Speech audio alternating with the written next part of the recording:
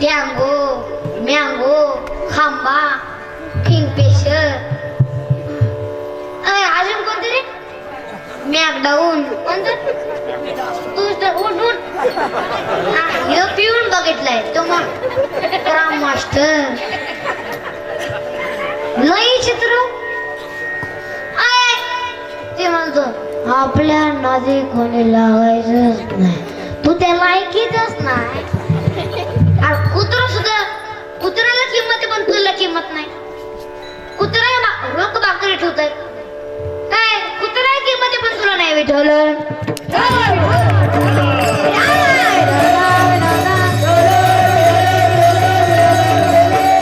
अरे व्यसन करू नका व्यसनामुळे जिंदगी नाश जिंदगी नाश करू नका अरे व्यसनामुळे जिंदगी नाश करू नका काय जण पोरं बापन आणतात बुटाने खपा खप खपी तुम्हाला अशी लाज लागे वाटत नाही का आपण वाया गेलो काय हे बेवडेल ना दारू देऊन काय फायदा नाही बेवड्यांना मूर जरी होत गेलं ना बाटलीमध्ये कचकच आणणार वरून म्हणा काय मारला ना तीन घेतलं तरी मुंगी येईना लई चाप्टर बेवडे व्यसन करू नका दारू पिऊ नका छोटा दृष्टांत आहे भजन करावे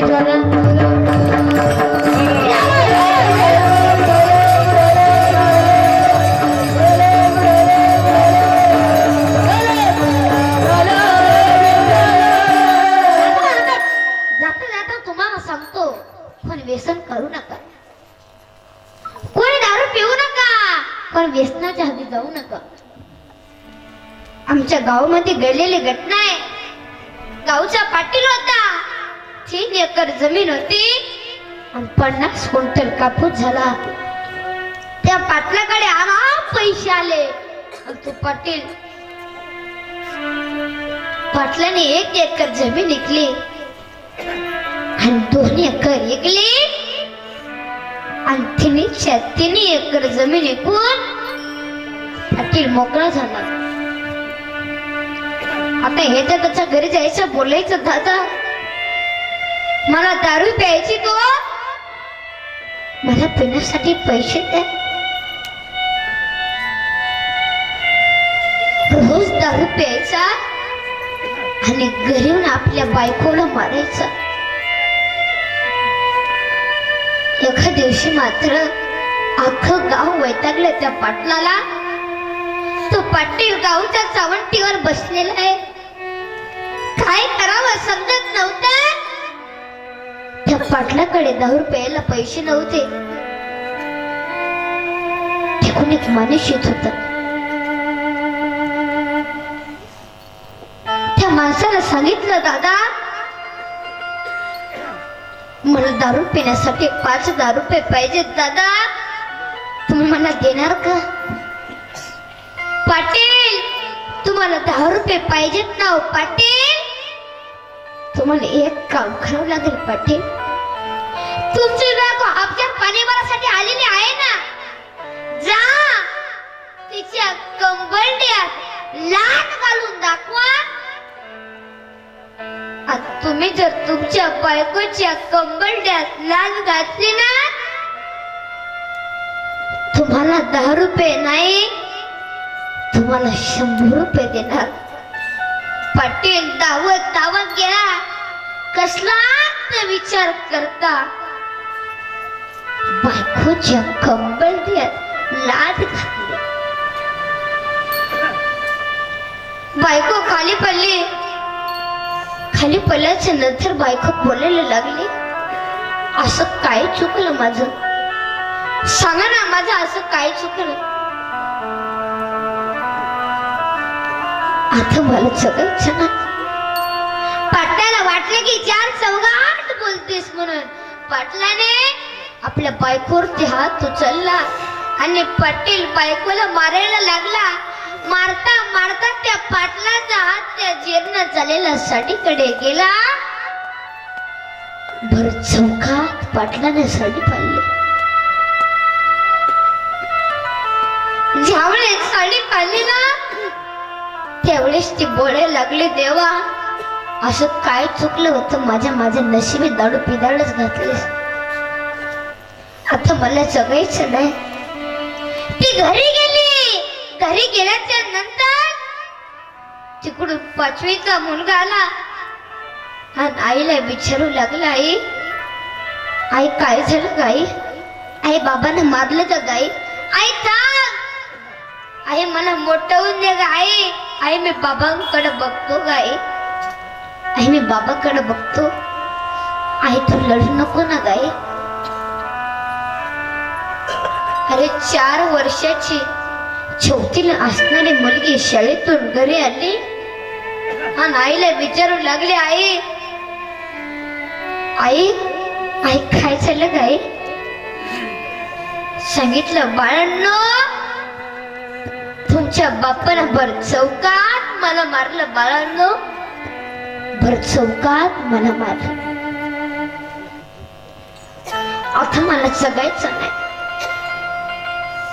रात्रीचे 8 वाजले. मुलांना काहीतरी खाऊ घालावं. गोडधोड केलं. मुलांना खाऊ घातलंय. भले खुशीमध्ये 2 लेकरं घेतले आणि माझी झोपी गेली. रात्रीचा 1 वाजला.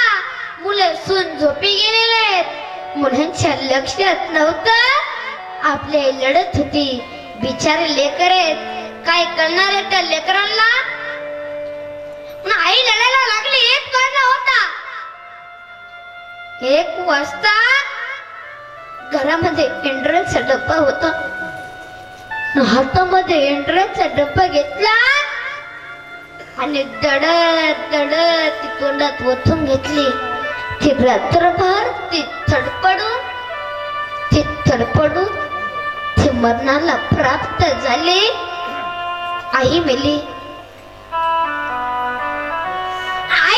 रात्र झाली, सकाळ झाली. मुलगी उठली आणि आईच्या प्रेताच्या जवळ गेली. आईला हलू लागले, आई आई काय झालं आई? आई सांग ना.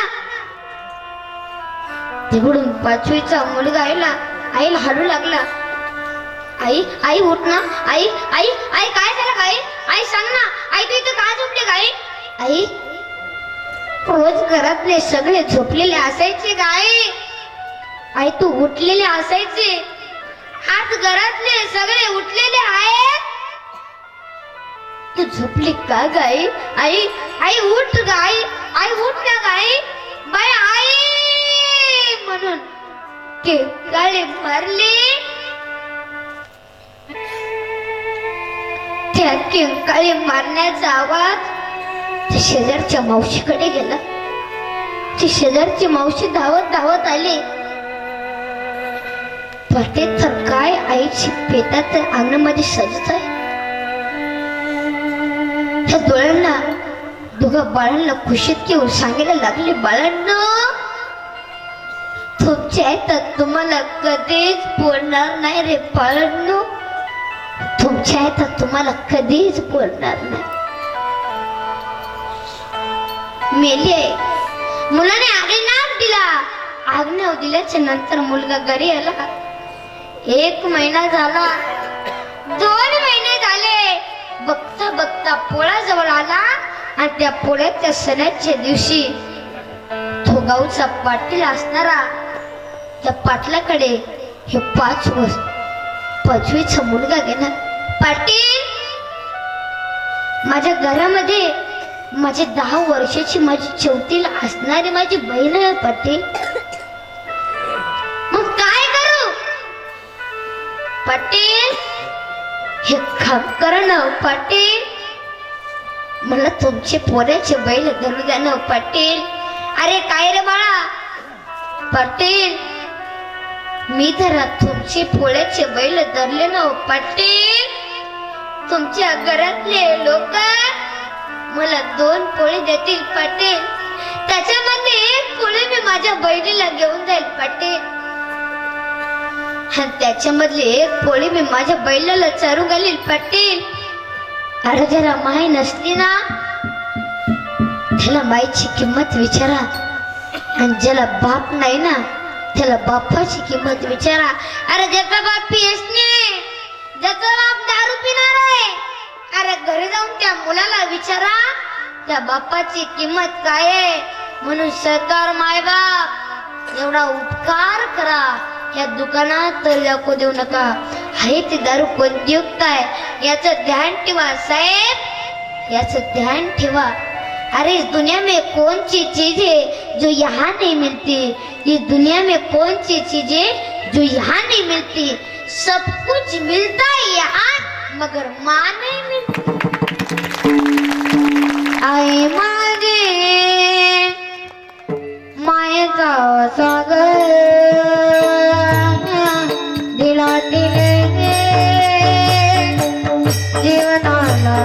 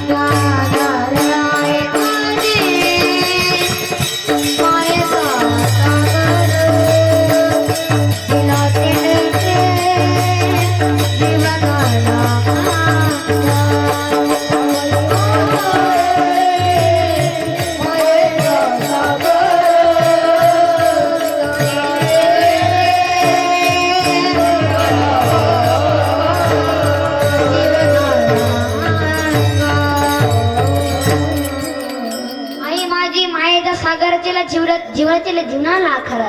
आई वडिलांची सेवा करा. आई वडिलांना त्रास देऊ नका. तुमच्या पाय पण विनंती आहे आई वडिलांची सेवा करा.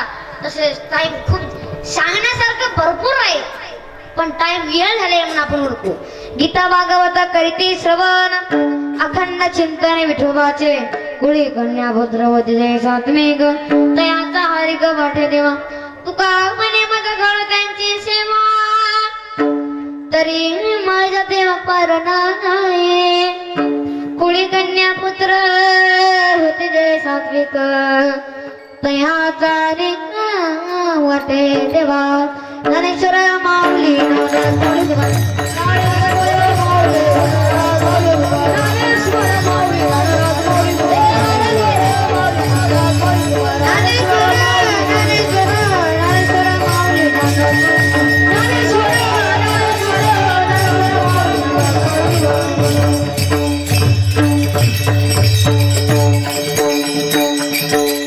तसेच आज या ठिकाणी अखंड हरिनाम सप्ताह श्री संत भगवान बाबा यांच्या पुण्यतिथी निमित्त माझ्या कीर्तनाचा कार्यक्रम ठेवला. अखंड हरिनाम सप्ताह तर आमचे सर्वांचे लाडके प्रिय ज्यांनी माझी कीर्तनाची तारीख घेतली ते आमचे नागरे गुरुजी